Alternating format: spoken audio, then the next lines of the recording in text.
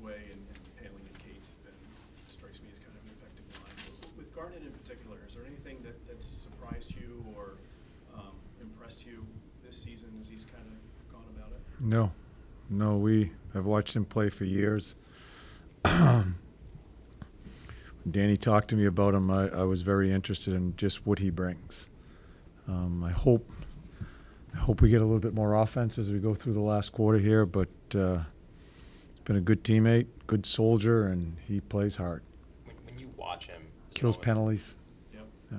When you watch him, does it almost seem like you think he's scored more than he has? It seems like he makes an impact every game, and then you look at the numbers and they're not as much as you would assume given how noticeable he is. Yeah, but he's still if he doesn't put a puck in the net, he's still very, very effective in front of as far as how we're trying to play, and has been a really good penalty killer for us. Block shots. Yeah, he's a really good guy in trying to build a standard. And you have no qualms putting him up in the lineup when you're missing a guy like Tyson and No. he's responsible. No, I think early in the year I wasn't sure where it was all going, but he's earned some time, and I think I can move him up and down anywhere in that lineup.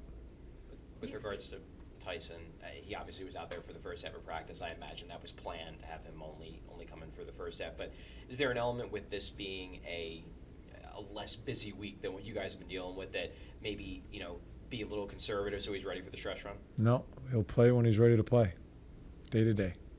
John, was today a day where you wanted to really remind the team that you guys need to be more focused on details and being better? Well, we're always, every day we're trying to do that. Yeah. So today was no different. We have some things we need to work on as we always do, and I thought we had a good practice. You brought the team together and kind of had a message for them. Couturier said sometimes you need a coach to get into you a little bit. You need to hear it. Was that the purpose of that? Well, I just coached. Nick Seeler got rewarded the other night with a goal. Considering everything he's done on defense, was it good to see him get that reward finally? He's one of our better players, blue line in.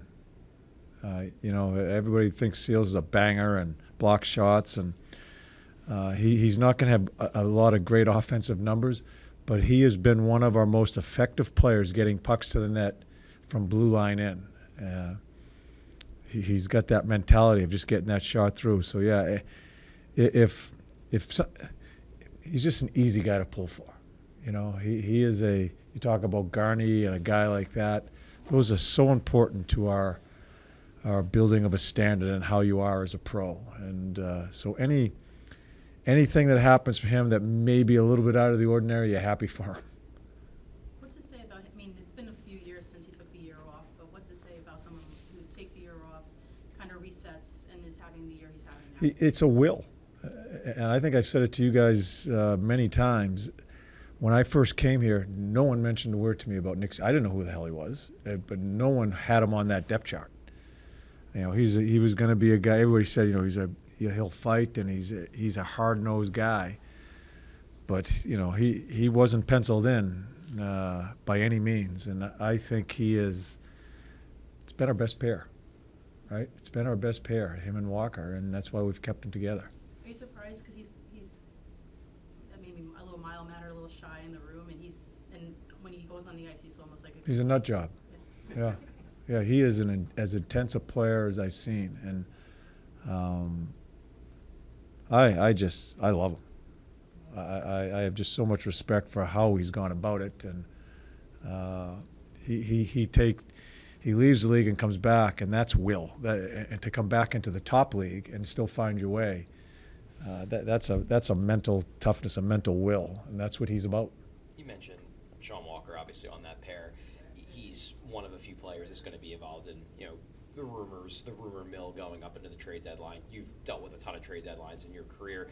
Do you have a certain MO in terms of approaching players? Do you try to talk to them more, talk to them less? I already did.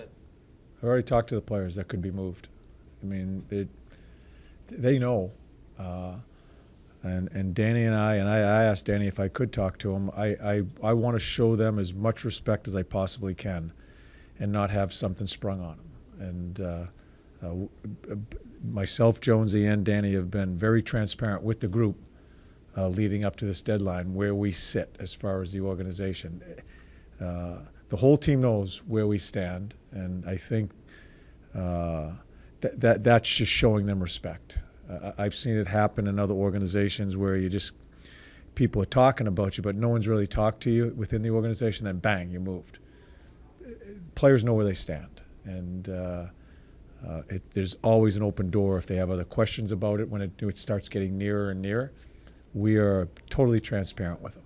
Can the group use that as motivation, whereas like, they almost want to show it to you, and not necessarily you, but maybe the front office, that you should keep this group together because we're going to go out there and we're going to bust our asses every night. Well, they do.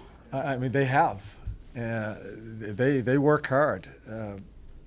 But I get what you're saying, and it's a situation where the way we explained it to them is we are still in the middle of a process, and we are. No matter where we are in the standings now, no matter what people think we are or going to be, or we have a mindset. We have conversations daily about where we are as an organization, and we're not going to leave that. We have to. It's a slippery slope when you start just let's keep it this way. We can't. We have to continue to build. And Kevin, I'm not saying we're trying to move them. You have to listen.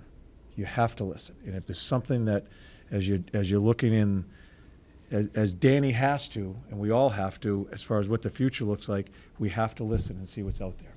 John, you mentioned the Chicago game kind of scaring you a little bit. Is it helpful to have these two practices before this game? Yeah. The outdoor game, I thought it was a great event. It sucks we lose. It's still a great event for them, their families. And then you come back and then you go play Chicago. I'm certainly that's what I'm worried about. Chicago plays hard, and they're in all the games. I just don't want us to think outdoor game, Jersey. We just played Toronto, and now we're playing a team that's last, right?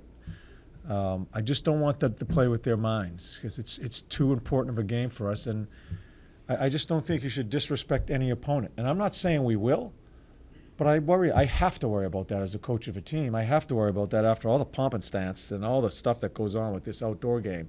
Coming back home, practice, and going to Chicago, playing a game, come home, and you start the regular season again. I have to worry about that, and as I've said, I trust the team. I just want to make sure that we are dead set, ready to play. In basically after all that stuff with that outdoor game, get our regular season going again.